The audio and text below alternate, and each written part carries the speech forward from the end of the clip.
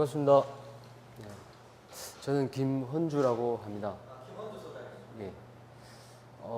제가 뭐 여러 선배님들도 계시고 저랑 연배가 비슷한 분도 계시는 것 같은데 이렇게 저는 이렇게 공부했습니다 이렇게 말씀드리기가 참 조심스러운 부분이 많이 있습니다. 하지만 제가 조금 그 교수님들이 말씀하셨던 최소한의 투자로 최대한의 효과를 얻는 제 나름대로의 방식을 조금 같이 공유를 해서 다른 분들도 좋은 결과가 있었으면 해서 그 위주로 제가 한 말씀 드리려고 하고 있고요.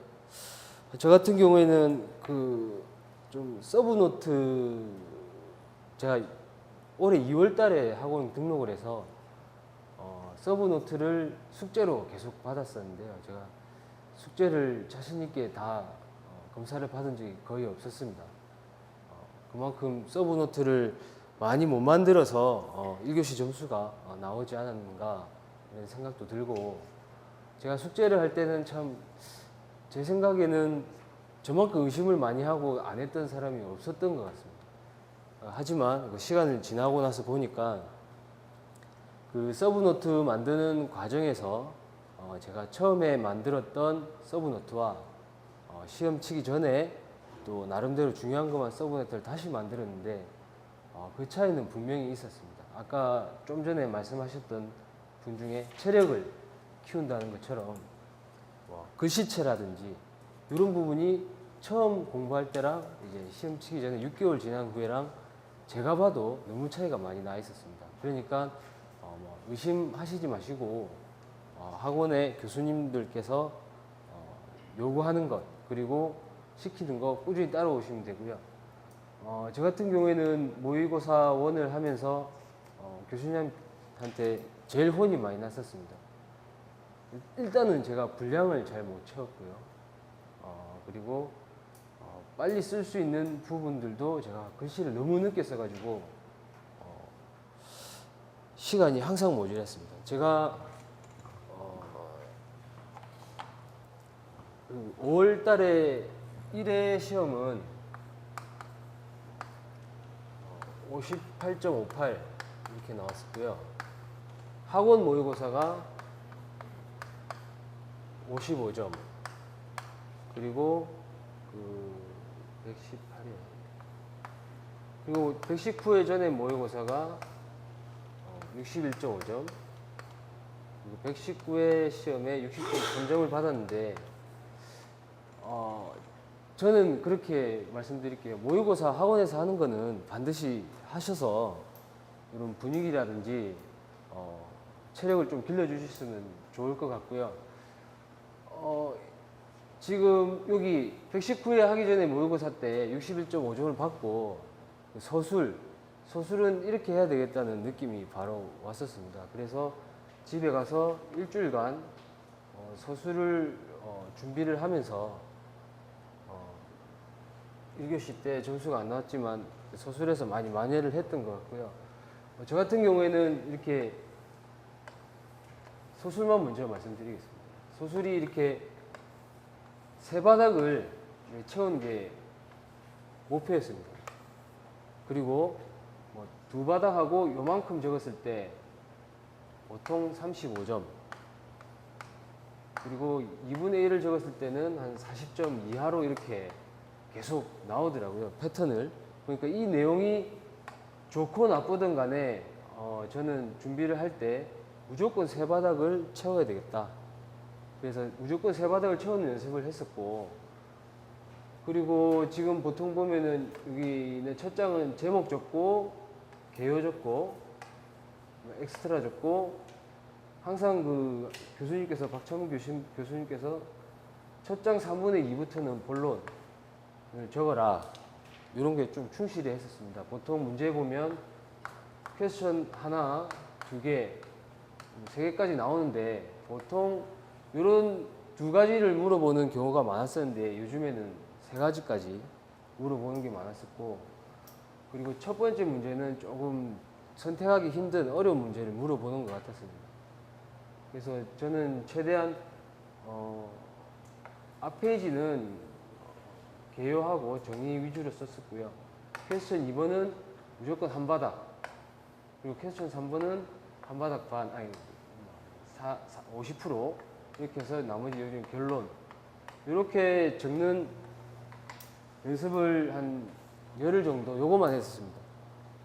그리고 이렇게 한 바닥을 이제 적을 수 있도록 연습하려고 하다 보니까 저 같은 경우는 개인적으로 집중력이 좀 많이 떨어져 가지고 뭐 남들처럼 3시간, 4시간씩 하루에 계속 공부를 못 했습니다.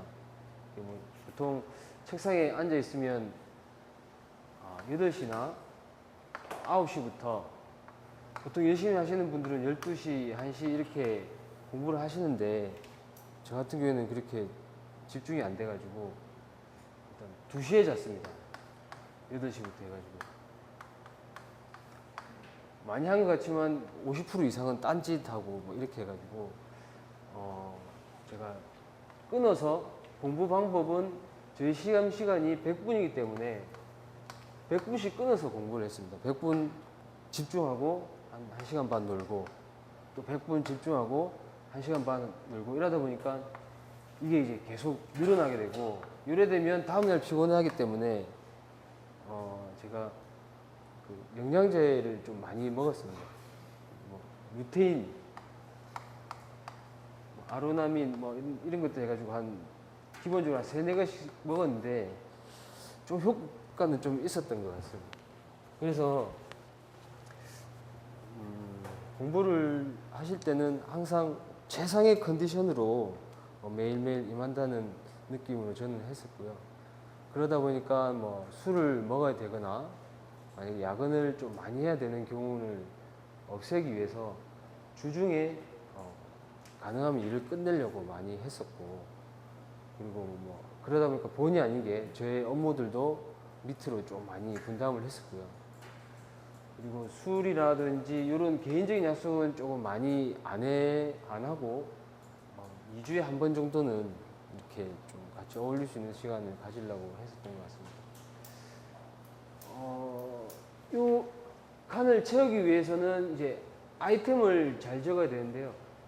저 같은 경우는 암기가 안 돼서 아이템을 그 용어에서 다 따왔습니다.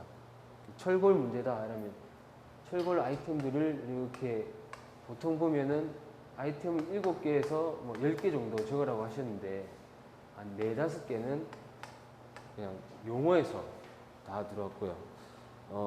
예로 들면은 그 철골의 용접 변형이라는 실험이 나왔을 때 저는 예열 가지고 예열의 모재 두께까지 이렇게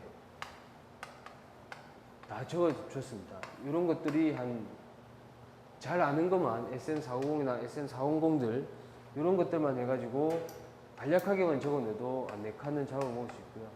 그리고 단일 문제가 나오면 열 관리율 적어주는 공식 이런 거 적었고, 이런 거 솔직히 다 외울 수 없습니다. 외울 수 없기 때문에 저는 이렇게 또 우리 그 갑지에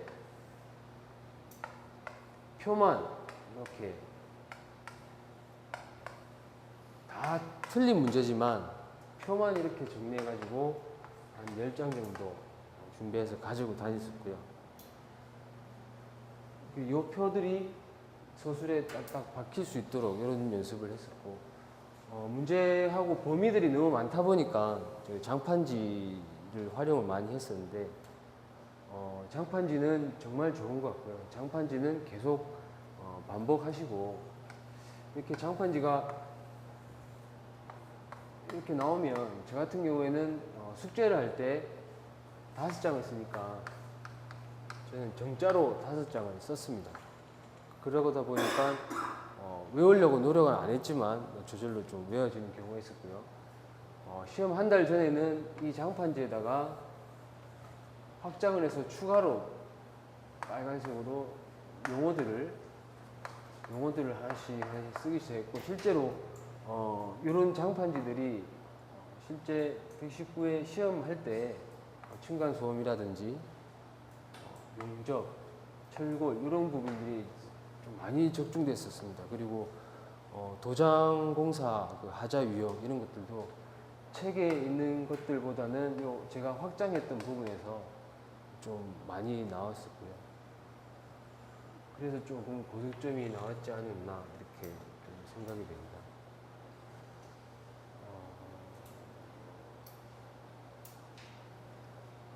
네, 좀 궁금한 거 있으시면. 질문 너무 많이 자세하게 많이 해주셔서 많이 모르겠을 것 같아요.